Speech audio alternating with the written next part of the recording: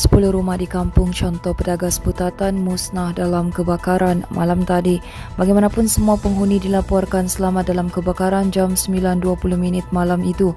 Ketua Polis Daerah Penampang Deputi Superintendent Muhammad Haris Ibrahim ketika ditemui di lokasi kejadian berkata sebaik menerima maklumat pasukan polis bersama anggota bomba bergegas ke lokasi kejadian bagi operasi memadam kebakaran. Sementara itu ditanya mengenai sama ada kebakaran ini berpunca daripada perbuatan hianat, beliau berkata masih dalam siasatan dan terlalu awal untuk mengetahui punca kebakaran. Sementara itu Pegawai Operasi Jabatan Bomba dan Penyelamat Malaysia Sabah Muhammad Hanis Mokhtar berkata pihaknya menerima panggilan mengenai kebakaran itu pada jam 9.21 malam. Katanya seramai 32 pegawai dan anggota dari Balai Bomba dan Penyelamat Penampang dan BBP Kota Kinabalu bersama 4 jentera dan EMRS dikejarkan ke lokasi kejadian. Setiba di lokasi, operasi pemadaman menggunakan satu aliran daripada sumber air jentera dan pilih bomba berhampiran. Pasukan bomba mengambil masa kira-kira sejam untuk mengawal api daripada merebak dan kebakaran memusnahkan 10 rumah jenis separuh kekal dan tidak kekal dengan anggaran keluasan 210 meter persegi. Menurutnya operasi terkawal pada jam 10.38 malam tadi dan tiada kecederaan atau kemalangan jiwa dilaporkan. Setakat ini punca serta kerugian masih dalam siasatan. Laptop, printer dan fail semuanya tidak sempat diselamatkan.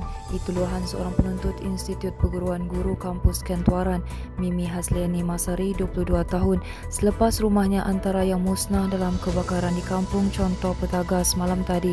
Dalam kejadian yang bermula kira-kira jam 9 malam itu difahamkan sebanyak 15 rumah musnah terbakar menyebabkan 76 penduduk terdiri daripada 17 ketua isi rumah kehilangan tempat tinggal. Menurut Mimi Hasliani ketika kebakaran berlaku, dia dalam perjalanan pulang ke asrama dan dihantar oleh ibunya sendiri. Menurut ibunya pula Hasrani Harun, 44 tahun, barang keperluan persekolahan dan wang tabungan anak-anak juga antara yang tidak sempat diselamatkan. Sementara itu Menteri Pembangunan Masyarakat dan Kesejahteraan Rakyat Sabah Datuk Insinyur Syahelmi Yahya berkata pihaknya sedang meneliti bantuan yang sesuai yang akan disalurkan kepada penduduk yang terjejas akibat kebakaran. Manakala tiada keperluan menukar nama atau menjenamakan semula, Parti Bersatu Sabah dalam menyesuaikan diri dengan situasi politik semasa. Setiausaha Agungnya Datuk Jonis Tun Bangkuai berkata, PBS sudah menjadi jenama yang kuat selama 37 tahun kewujudannya dan terus kekal relevan. Beliau berkata sepanjang kewujudan PBS sejak 1985, parti itu mengharungi pelbagai ujian tanpa melalui proses penjenamaan semula. Beliau berkata demikian pada program Jelajah Penerangan PBS semalam. Dalam ucapan beliau, Jonis Tun berkata PBS berada di landasan yang betul dan menggesa agar semua ahlinya menanam rasa bangga berjuang bersama parti itu. Tegasnya hanya melalui rasa kebanggaan ahli mempunyai tanggungjawab yang tinggi untuk mempertahankan parti dan kepimpinannya. Jonis Tun yang juga pembantu Menteri Pelancongan, Kebudayaan dan Alam Sekitar Negeri berkata itulah reformasi yang diperlukan bagi memartabatkan lagi kekuatan PBS. Sementara itu, seramai 11 warga asing termasuk pelayan pelanggan kelab malam antara ditahan Jabatan Imigresen Malaysia dalam operasi yang dijalankan Anjung Samudra di Waterfront Kota Kinabalu kemarin. Malah dalam operasi berkenaan, seorang lelaki juga cuba terjun dari tingkat satu bangunan berkenaan untuk meloloskan diri namun gagal selepas berjaya dikesan pasukan operasi. Pengarah JIM Sabah Sharifah Siti Saleha Habib Yusof berkata, operasi Ops Gegar itu dijalankan di 2 premis hiburan kelab malam di kawasan berkenaan. Katanya sebaik diserbu seramai 137 orang diperiksa sebelum 11 individu berusia 22 hingga 36 tahun ditahan. Katanya ketika serbuan dilakukan, pasukan operasi mendapati ada warga asing yang berhibur sebagai pelanggan selain turut disyaki sebagai pekerja di premis berkenaan.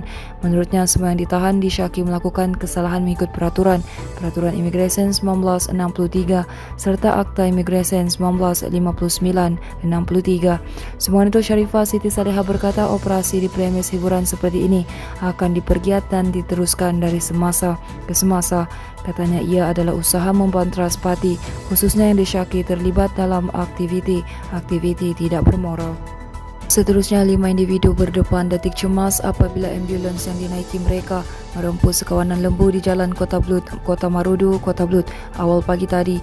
Dalam kejadian kira-kira jam 4 pagi itu, semua individu terbabit, iaitu doktor, jarurawat, pemandu, pesakit dan keluarga pesakit terselamat. Namun 4 ekor lembu maut akibat dilanggar kenderaan ambulans berkenaan. Ketua Polis Daerah Kota Blut, Superintendent Syahrudin Mat Husin berkata, hasil siasatan mendapati ambulans milik Hospital Kudat dan pemandunya ketika itu sedang dalam tugas rasmi membawa pesakit ke hospital di Kota Kinabalu. Sebab tiba di lokasi ketika berada di jalan yang lurus, tiba-tiba kawanan lembu berlari dan melintas jalan dari arah kanan ke kiri jalan. Disebabkan jarak yang sudah terlalu dekat, pemandu ambulans tidak dapat mengelak lalu melanggar lembu berkenaan. Katanya lagi, akibat kejadian itu lembu-lembu berkenaan mati di atas jalan dan sehingga kini belum ada individu yang mengaku sebagai pemilik haiwan berkenaan. Sebelum itu, kejadian berkenaan turut dikongsikan di media sosial dan tular sejak pagi tadi. Teruskan bersama kami di asoka.com, berita komprehensif.